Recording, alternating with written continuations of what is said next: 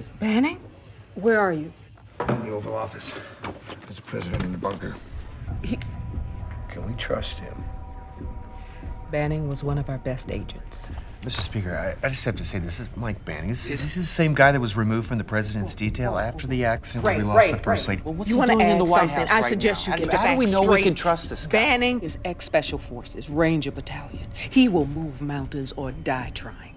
2012 saw the horrible reboot of Red Dawn, where an army absurdly led by North Korea came close to occupying the United States. Only slightly less absurd is the premise of Olympus Has Fallen, where a terrorist group again led by North Koreans is somehow able to attack and take over the White House, perhaps the most heavily guarded building on the planet, and take the president hostage. But for some reason, and to my amazement, Olympus Has Fallen totally works, and I think the reason why is something that recent events have made us sensitive to, yet still remains a guilty or not so guilty pleasure: unrepentant fictional violence, which I'll explain.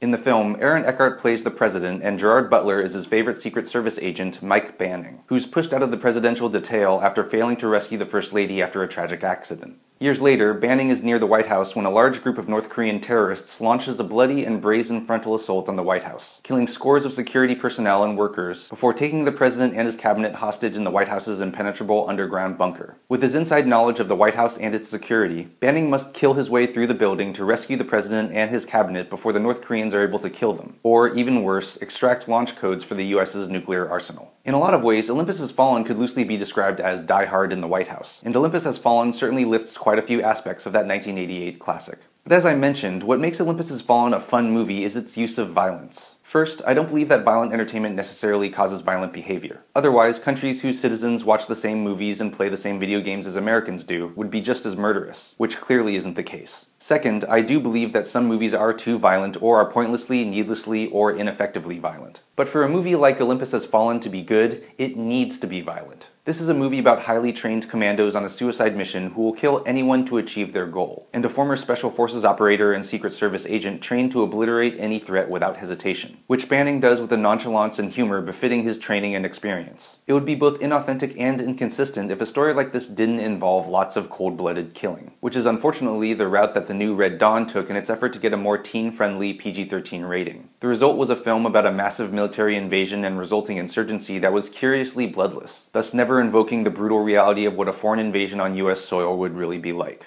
With the spike in mass shootings the US is experiencing, violent movies have been accused of being partially responsible for creating a climate that glorifies guns and violence. And if you want to say that there are too many violent movies being made, that's a defensible argument. But that's different from saying that a movie with a violent premise should have its violence reduced regardless of context, akin to people who criticize Django Unchained for its liberal use of the word nigger, regardless of the fact that the story takes place in the slave-owning South before the Civil War.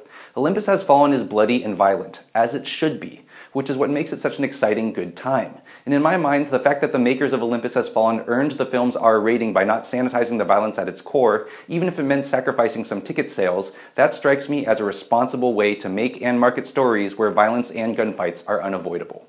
I'm Jonathan Kim, and this is a ReThink Review.